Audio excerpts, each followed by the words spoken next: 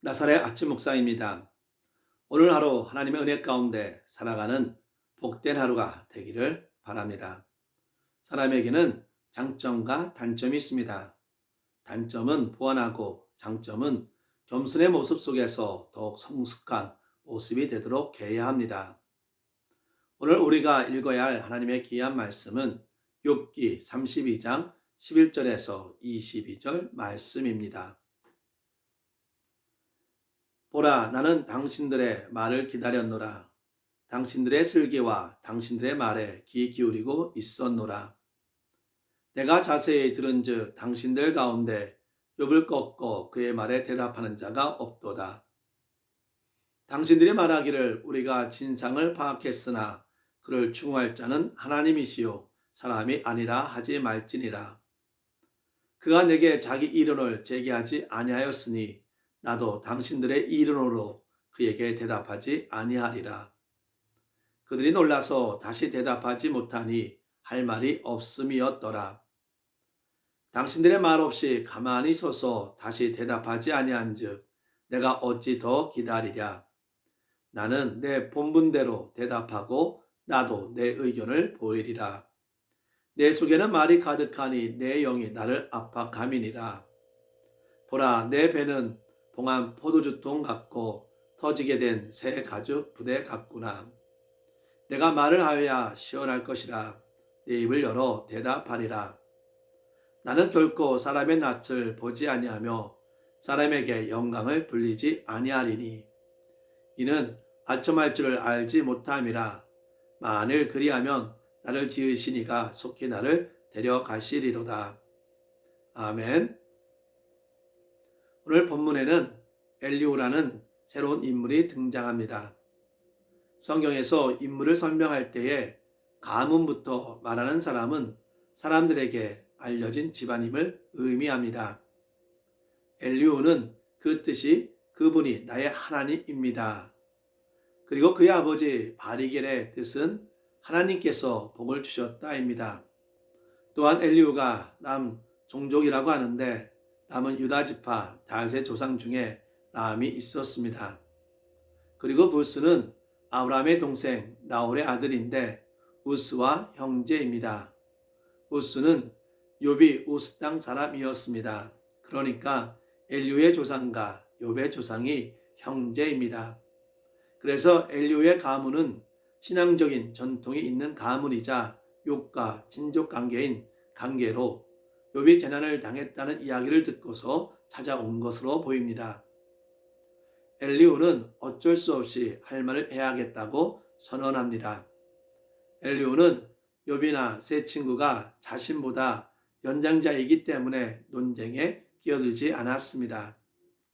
그들의 말을 많은 연륜과 경륜에서 나온 지혜로운 말로 생각하고 그들을 존중했기 때문입니다. 그는 그들의 말에 주의를 기울이고 듣기만 하고 있었습니다. 하지만 세 친구의 주장은 만족할 만한 내용이 아니었습니다. 오히려 욥은 그들의 주장을 거부하고 자신의 주장을 철회하지 않았습니다. 그런데도 친구들 중 어느 누구도 욥의 주장을 반박하거나 욥을 제압할 지혜로운 답변을 내놓지 못했습니다. 엘리후는 이제까지 욥과 친구들의 대화를 가만히 듣고 있을 때 속으로는 할 말이 많았을 것입니다. 하지만 연장자들에 대한 존경과 예의를 지키느라 침묵을 지켰습니다. 그런데 이제는 더 이상 참을 수 없었습니다. 지금 말하지 않으면 부풀어 오른 포도주 가죽 부대가 터지는 것처럼 터져 버릴 것 같기에 자신의 주장을 당장 펼쳐야 했습니다. 엘리후는 어른을 존경하는 가운데 참고 경청하는 자세를 보여 주었습니다. 또한 엘리후는 자신이 어떤 자세로 말할 것인지를 밝힙니다. 그는 사람의 얼굴을 보지 않고 사람에게 영광을 돌리지 않겠다고 선언합니다. 욥이나 친구들의 눈치를 보거나 그들의 비유를 맞추는 발언을 하지 않겠다는 것입니다. 엘리후의 자세는 매우 긍정적으로 보입니다. 이런 엘리후의 모습은 우리가 분명히 본받아야 합니다. 이것은 분명 엘리후의 장점입니다. 그런데 때로는 장점이 약점이 될 수도 있습니다. 엘리후는 이미 욥의 주장이 잘못되었다고 단정짓고 있습니다.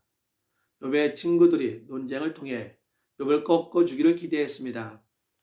그러나 누군가를 꺾고 굴복시키려는 목적을 위해 자신의 지혜와 지식을 총동원해서는 결코 선을 이룰 수 없습니다.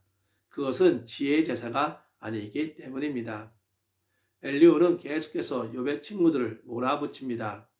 그들의 진상을 파악했다고 하면서도 하나님만이 욥을 충고할 수 있다고 말하면서 손을 놓았다는 것입니다. 그들이 무지에서 욥을 굴복시키지 못하고서 변명만 늘어놓고 있다고 책망을 하는 것입니다. 여기에서 엘리후는 욥을 꺾고 굴복시키는 것을 반드시 이루어야 할 사명처럼 여기고 있는 모습을 보입니다.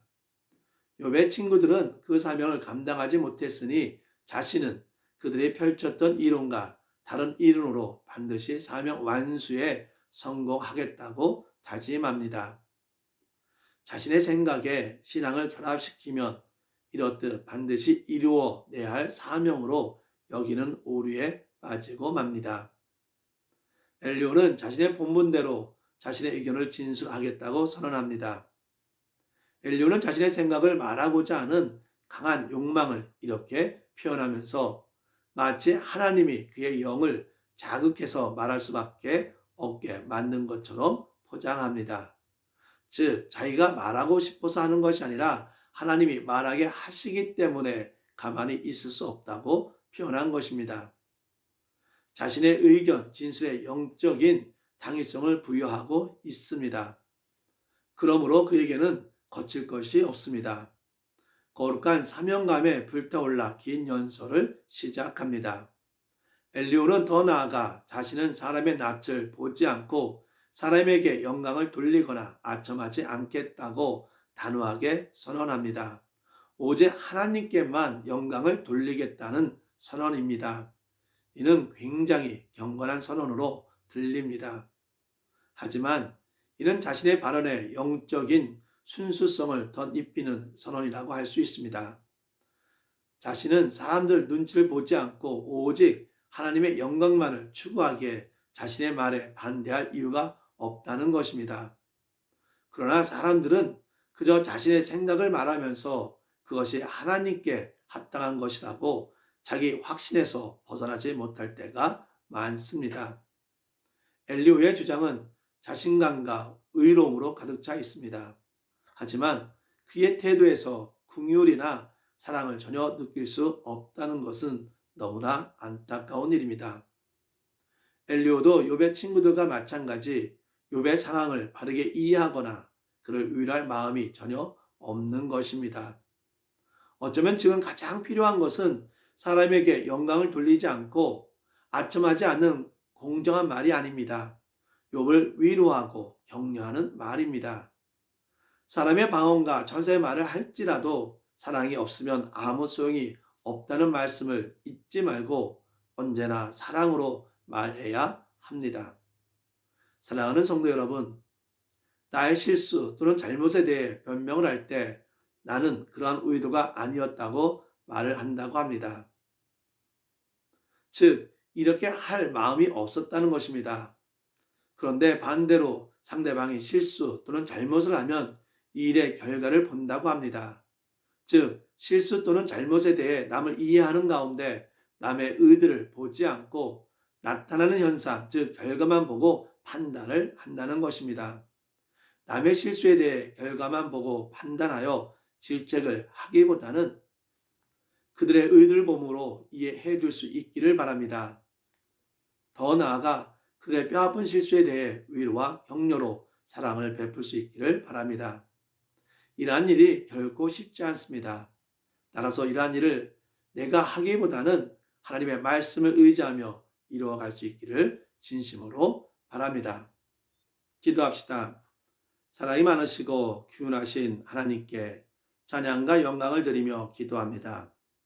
예수님의 보혈로 저희를 하나님의 자녀로 삼아주시고 의롭다고 여겨주심에 감사를 드립니다. 하나님의 자녀로 온전하고 성실하고 진실하게 살아가기를 원합니다. 하나님 앞에서 온전한 자가 되게 하여 주시고 하나님의 뜻대로 살아가게 하여 주시옵소서. 저희가 하나님 말씀을 의지하며 좀 더 사랑하기 원하고 좀 더 위로하기를 원합니다. 우리 가운데 연약하고 부족한 자 있다면 우리가 질책하고 비난하기보다는 먼저 주님의 사랑을 보여주고 위로와 용기와 격려를 통해 세워줄 수 있는 자가 되게 하여 주십시오. 남의 아픔과 실수에 대해 용서와 위로하게 하시고 하나님의 뜻을 이뤄가며 살아가게 하여 주시옵소서. 아픈 자 있습니까? 힘든 자 있습니까?